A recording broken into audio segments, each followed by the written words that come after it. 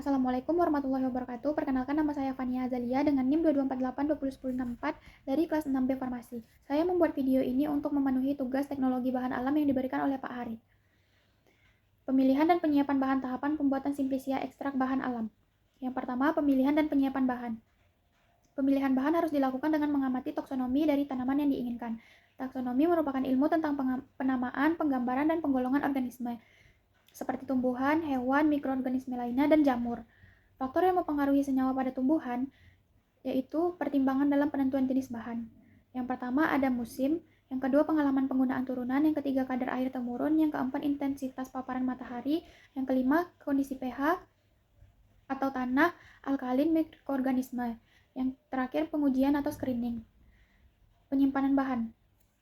Pada saat pemanenan, bahan baku dapat berupa bahan herbal atau keseluruhan, atau hanya sebagian-bagian tertentu tanaman seperti daun, batang, akar, bunga, dan lain-lain. Bahan dapat berupa bahan segar seperti fruit pulp, jus, sirup, alkohol. Sedangkan simplisia seperti infusa, maserasi, rebusan, tinktur, ekstrak, dan minyak asiri. Sumber bahan baku dapat berasal dari biota liar, hasil budidaya. Selanjutnya, tahapan pembuatan simplisia.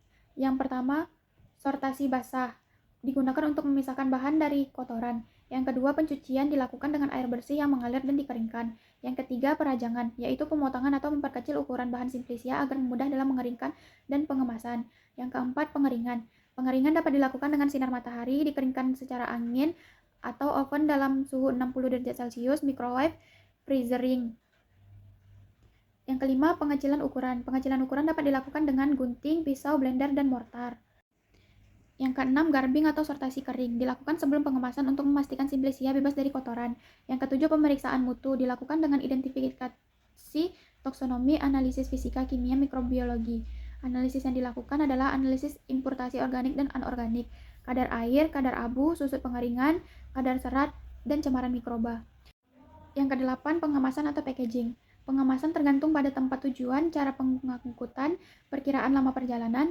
Pada packaging dicantumkan label simplisia yang meliputi nama simplisia, asal, waktu panen, nama kolektor, dan kandungan senyawa aktifnya.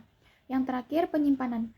Gudang penyimpanan simplisia harus tahan api, konstruksi baja, tahan panas, dan anti rayap agar pencegahan kerusakan akibat cahaya, oksigen, udara, dan seaksi kimia internal serta pengobatan lainnya. Yang kesembilan yaitu penyimpanan. Gudang penyimpanan simplisia harus tahan api, konstruksi baja, tahan panas, dan anti rayap agar pencegahan kerusakan akibat cahaya, oksigen, udara, dan seaksi kimia internal serta pengotoran lainnya. Selanjutnya, ekstraksi. Ekstraksi adalah pengambilan senyawa metabolit sekunder untuk dipisahkan dari ampasnya. Ekstraksi secara umum dibagi menjadi tiga, yaitu supercritical fluid extraction, solid liquid extraction, dan liquid liquid extraction. Tahapan proses ekstraksi: yang pertama, pelarut masuk ke dalam sel. Yang kedua, pelarut melarutkan senyawa metabolit. Yang ketiga, pelarut bersamaan metabolit dikeluarkan dari bahan penghasilnya. Selanjutnya, metode ekstraksi. Ada beberapa metode ekstraksi. Yang pertama, maserasi. Yang kedua, perkalosi. Yang ketiga, ekstraksi dengan flux. Yang keempat, sokletasi. Yang kelima, ekstraksi dengan ultrasonik. Dan yang keenam, ekstraksi dengan tekanan. Sekian yang dapat saya sampaikan, lebih dan kurangnya saya ucapkan terima kasih. Assalamualaikum warahmatullahi wabarakatuh.